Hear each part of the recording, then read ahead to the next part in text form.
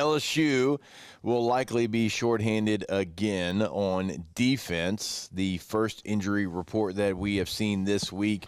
So Whit Weeks is listed as doubtful. Look, Whit hadn't practiced. Whit didn't play last week. If Whit was certainly available, you would see him out there. We all know Whit Weeks. We know his mentality. So him not practicing, that signifies, he's probably not playing in this game, minus the probably. Senior defensive tackle Bernard Gooden also remains questionable. That is another big blow to this LSU defense. He's got the bruised collarbone and, not really sure when he's going to be back and when he's going to be available. It's tough. Butler, your edge rusher, he's probable. He's had an ankle sprain, so that's good news to try to get one or more of your edge rushers back. Certainly, you were down numbers at that position group last week in Nashville. On the offensive side of the football, Tyree Adams is out, your starting left tackle. So Brian Kelly said on Monday that redshirt sophomore DJ Chester would likely man that spot in his absence. And, Texas A&M Moss, the running back, very talented running back, who actually we just saw score a touchdown. Yeah, it was weird in that this 2020 scored on the 2023 LSU this 2023 defense. Obviously, Baton Rouge native. He is listed as out as well. Now they've got, Reuben Owens is the stud running back as well. But look, Moss a game changer, so that's not nothing for Texas A&M. Tyree Adams being out because look, I very much assumed Whit Weeks was out, Bernard Gooden was out, questionable, but I'm just going to assume he doesn't play. We'll see. For Tyree Adams, though, your left tackle to be out, and again, your backup center, backup guard is kicking out to left tackle. It's a little surprising that there's not somebody ready to go. I know you're young at the position, but look, DJ Chester really struggled at left tackle against Vanderbilt. We showed a couple of clips where we thought maybe, as you said, he was going to get the roughing the passer on the quarterback. You know what I mean? It's close. And so, it's surprising. It's surprising to say the least. And I understand, he's got a ton of starts in the SEC. It's going to be a big, loud, ranked on ranked environment. I get all of that. But, not a natural position for DJ Chester. Yeah, and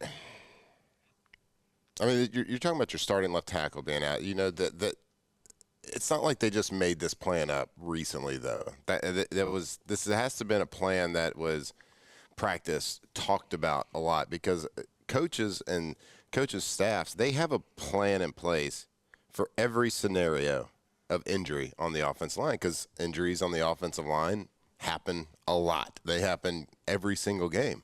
Whether it's an injury that takes you out for the game or an injury that takes you out for a couple plays or a series, they have a situation, they have a scenario. So, at some point we do have to sit there and trust the plan that the coaches have developed. Now, can I say that DJ Chester was practicing left tackle reps last week in practice? No, he probably wasn't, because like you said, backup center, playing other different positions. But at some point, he was taking reps as a left tackle or a right tackle, and they're like, okay, I see something there, right? I see what's happening. Now, when you're playing left tackle, playing tackles, obviously, this is probably a dumb statement, but I'm just going to say it because I have to, right? Playing left tackle is completely different than playing guard or center from a footwork standpoint, from a stance standpoint. It's completely different position. From a being protected by others around you. Yeah, you are out there. So, if you're not working on that kick step, that left foot back stance in practice leading up, it's tough to just go out there and do it when the game's on the line. Do it mid-game when you got a defense that is literally eating and feeling themselves, right? Yeah. So it's tough to do that. So with a week of practice, you have to trust the scenario of what the coaches have seen in the spring, what they've seen last year, what they've seen in training camp, practice, whatever it is, that they're putting the best guy out there. Now, they haven't once said that he's an incredible left tackle to us. They're telling us he's the best one they got to play that position. Or they're saying he's might not be the best one we got at left tackle, but he's almost the best one we got, but it gives us the best 5 across with him being at that spot is what they're trying to tell us. Yes, for sure. They're not just throwing him out there because he's a nice guy, which maybe he is, maybe he isn't. I don't know. But I think more of my concern is is somebody else isn't ready to go at that position. Somebody and this isn't 2005 where almost every freshman redshirts. Right. Like freshmen have to be ready to play like as soon as they almost get to campus now, which Yeah, so I mean, at that point, it becomes like an indictment on the recruiting, on what you brought in and what you didn't bring in, or development. Or maybe it goes out there and absolutely crushes it, locks it down, and we're like, whoa, well, yep, they knew. He just needed a week of practice. Just needed a week of practice, bud. Got to work on that kick step. Okay. Ooh, fair enough. That's a cause for concern for me. It's going to be the position I hustled the most. So it calls for concern from you. Just because I saw it play out last week. Because I got it. I get that. But the point you're trying to make is your concern is there's not enough talent in the room. Well, it's not even like I don't know the talent because it's your backup center having to go like, is it talent? Is it development? Like, what is it? Like, that's my question. Mm-hmm. It's because you obviously have other tackles on this team. Even some of your guards have played tackle in college football. Right. It's got to go way up. Like, the production has to go way up at that position, I think. So you're saying we got to recruit better or we have to coach better? I don't know. That's what I'm saying. Like, because we don't know because you're kicking your center out there. Yep. So, like, that's the thing that we don't know. We don't know where those players are at. Mm-hmm. And I saw the way it went last week with DJ Chester at left tackle. Right. I thought it was very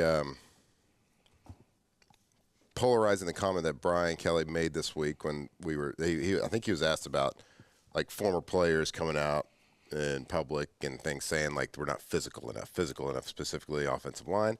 Now, I can't put that all on the offensive line. It's the timidness in which they're having to play with on a lot of the RPO stuff. Mm-hmm. That's certainly part of it. Now, they have to step up, and when it's time to go, they got to go, right? They got to stick their nose in there on the goal line. They got to be better in that aspect. But polarizing kind of a comment saying when he said, like, that's the best five we got out there. Yeah. So it's got to be better. So basically saying, like, there might be some sort of either developmental or talent, deficiency. Okay, well, when we come back, I want to have a conversation with if you have a position that might go through some trials and tribulations, what do you do to try to mask that position